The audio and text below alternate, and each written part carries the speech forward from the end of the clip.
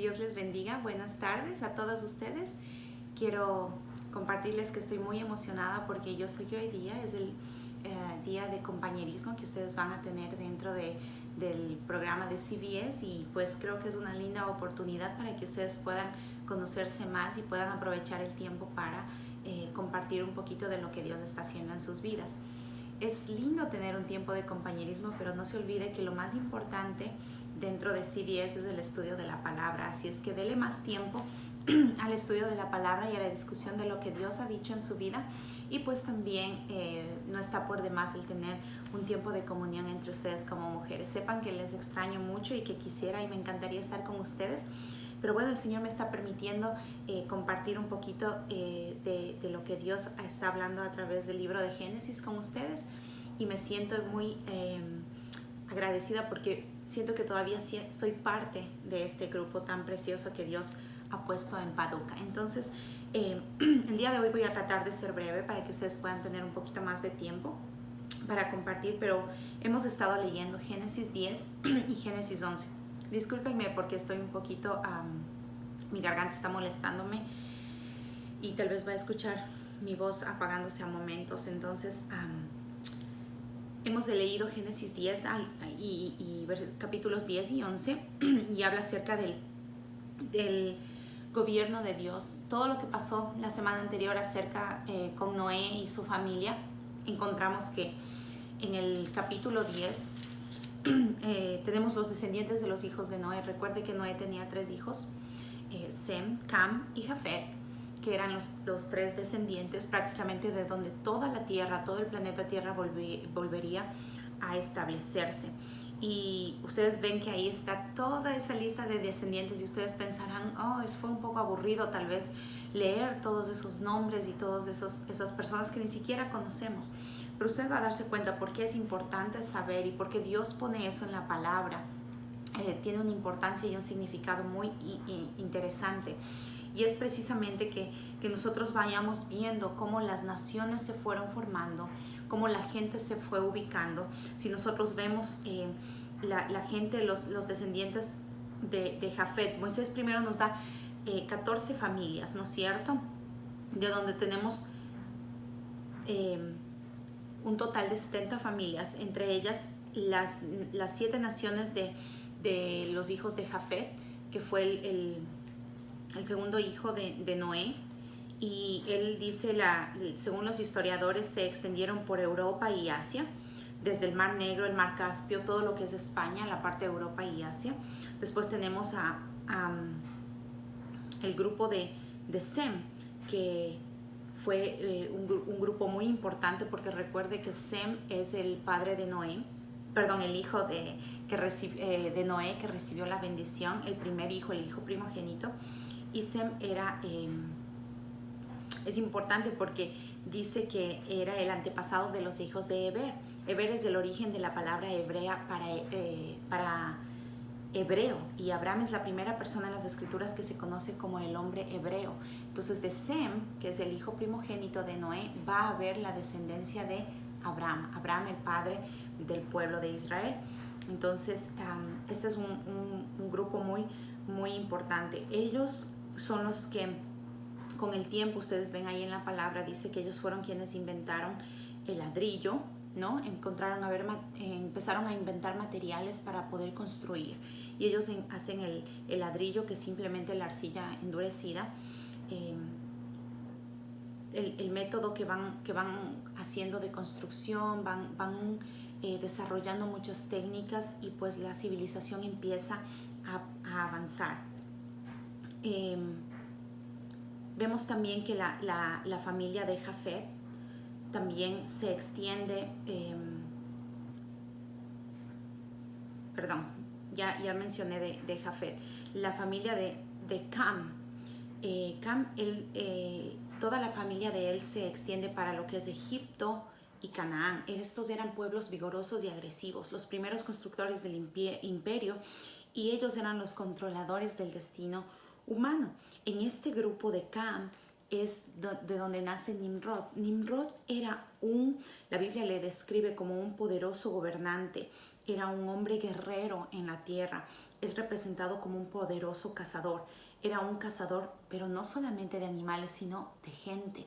Entonces, Nimrod es reconocido como uno de los grandes hombres, y precisamente él es quien, los descendientes de Nimrod y Nimrod mismo es quien empieza a animar a la gente para hacer la ciudad de Babel y empezar la construcción de la Torre de Babel.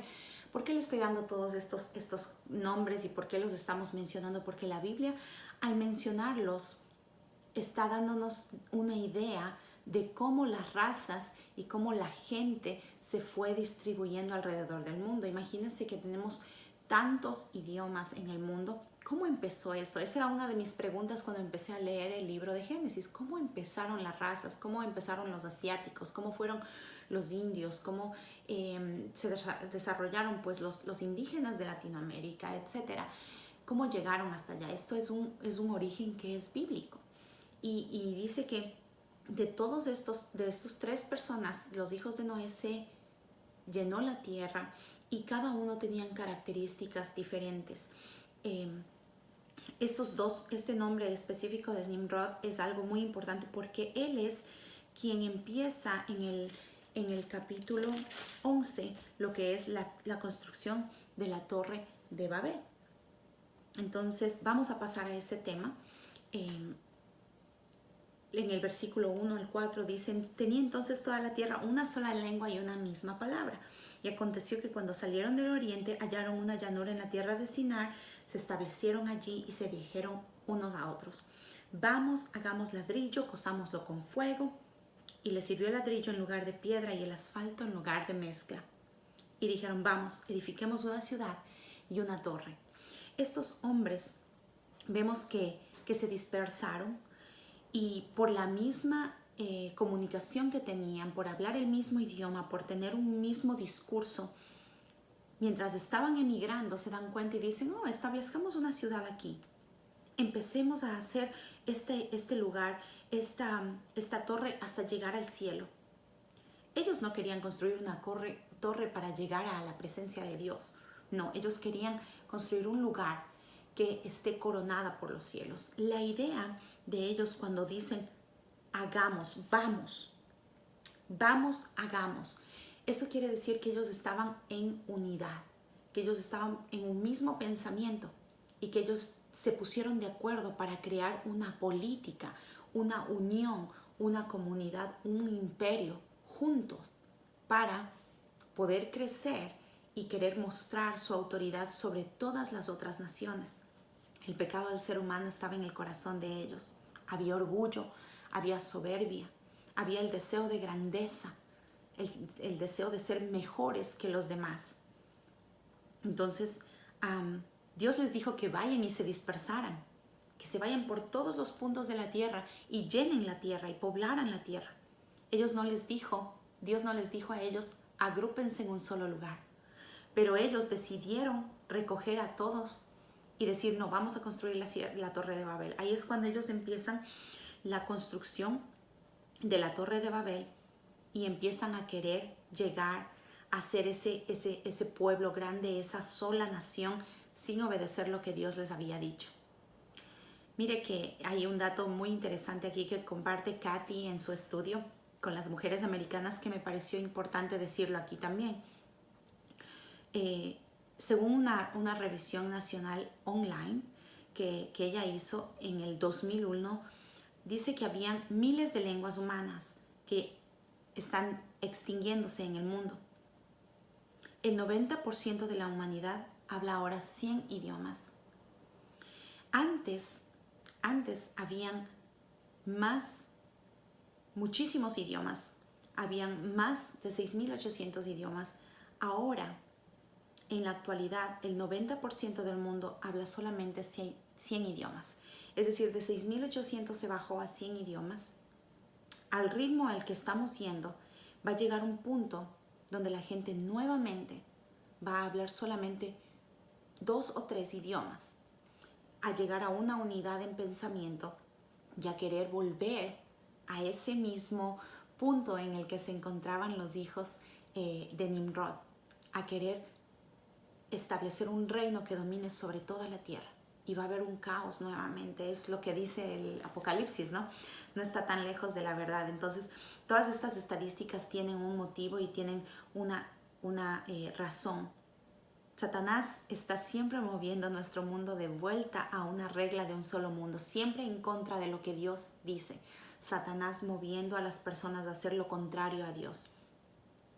El error de ellos fue que no se dieron cuenta, no reconocieron que existía un Dios. Ellos quisieron tomar su decisión sobre sus propias vidas y construir un mundo, un pueblo, una autoridad, una política, un gobierno que rija sobre todos los otros pueblos.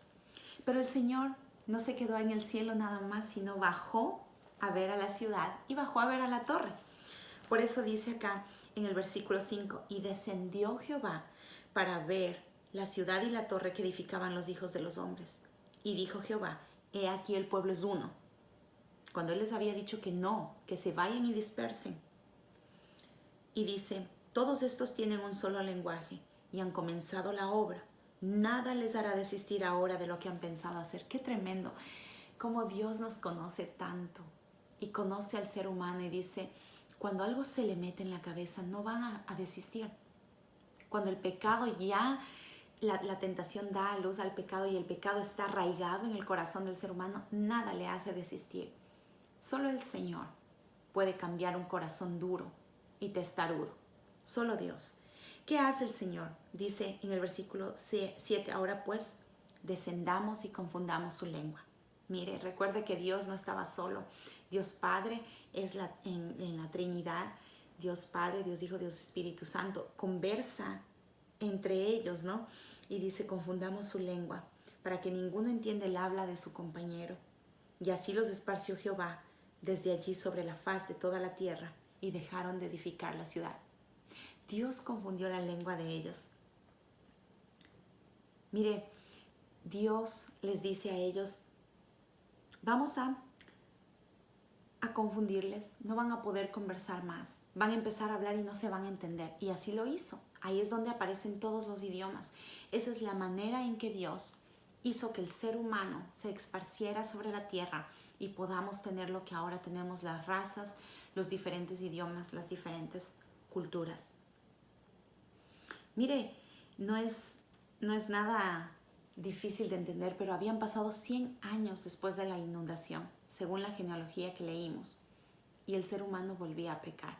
El corazón del ser humano tenía otra vez esa testarudez y esa maldad y ese deseo de irse en contra de lo que Dios le pedía. Yo quiero leerles rapidito, como les dije, va a ser una muy rápida enseñanza, pero la Biblia habla acerca de esto en Romanos. Cuando hemos leído varias veces con ustedes, hemos leído Romanos 3, que habla acerca de que no hay justo ni aun uno. Si usted puede ir a su Biblia y puede acompañarme con la lectura, Romanos 3, en el versículo 10 hasta el versículo 18. La Biblia dice, como está escrito, no hay justo ni aun uno, no hay quien entienda, no hay quien busque a Dios. Todos se desviaron, a una se hicieron inútiles. No hay quien haga lo bueno, no hay ni siquiera uno. Sepulcro abierto es su garganta, con su lengua engañan. Veneno de áspides hay debajo de sus labios. Su boca está llena de maldición y de amargura.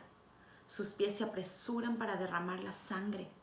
Quebranto y desventura hay en sus caminos, y no conocieron camino de paz. No hay temor de Dios delante de sus ojos. Estos versículos no fueron escritos solamente por Pablo en el tiempo del Nuevo Testamento para la gente que estaba, digamos así, en una época diferente. Esto es tomado del Antiguo Testamento, por eso está entre comillas.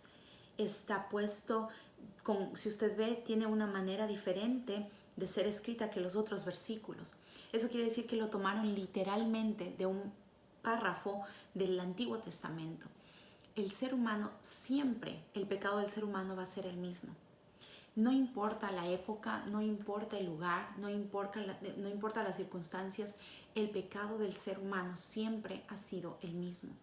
El corazón siempre se inclina a la desobediencia, no se inclina a la obediencia al Señor. Y eso es lo que pasó con las personas de la Torre de Babel. Dios permitió que sus lenguas fueran confundidas con un propósito. Él no quería que el ser humano empiece a construir algo y empiece a reinar nuevamente de una manera tremenda la maldad. Y él dijo, no, van a obedecerme de esta manera, y así es como los esparció. Más adelante vemos la genealogía de Sem. Habíamos hablado que de los 3 hijos, Sem el mayor fue quien recibió la bendición de parte de Noé. Ustedes saben que esa era una tradición, digamos así, en el pueblo, pues se convirtió en una tradición en el pueblo israelita, porque la bendición se la llevaba el primogénito. Y en este caso Sem recibió la bendición de su padre Noé, y es de él de quien más adelante, viendo la genealogía, vamos a descubrir que su hijo, viene a ser su tataranieto, es Abraham. Y ustedes saben quién era Abraham. Abraham es el padre del pueblo israelita, y ese va a ser el siguiente capítulo que vamos a estar aprendiendo, que vamos a estar estudiando acerca de la vida de Abraham y el principio pues del pueblo israelita. Recuerde que la familia de Abraham eran paganos. Ustedes leyeron eso. Había toda su familia, su padre dice que adoraban a otros dioses, y esa era una de las razones, yo creo, de esto de la Torre de Babel. Cuando ellos estaban construyendo, cada uno estaba tratando de poner todos sus dioses en un solo grupo, y Dios simplemente destruyó eso. Dijo, no van a poder progresar, no van a poder crecer con esa ideología. Y la familia de Abraham eran idólatras. Dice que su padre tenía muchísimos ídolos, muchos dioses. Probablemente adoraban a los dioses de la astrología, que habían sido inventados durante el tiempo de la Torre de Babel, y parecían haber estado involucrados en el culto de adorar a dioses como la luna, como el sol, etc. Abraham es una historia muy interesante la que vamos a ver la próxima semana, porque Abraham de alguna manera llega a tener temor del Dios verdadero. Yo me imagino que eso era una situación bien difícil. Todo el mundo buscando en quién creer, buscando en un Dios a quien adorar, en un Dios a quien proclamar, en un Dios a quien servir, y en quien creer, y en quien tener fe. Y Abraham escoge al Dios verdadero. Y Dios escoge a Abraham para mostrar su poder y su fidelidad con el pueblo de Israel. Eso es lo que vamos a estudiar la próxima semana.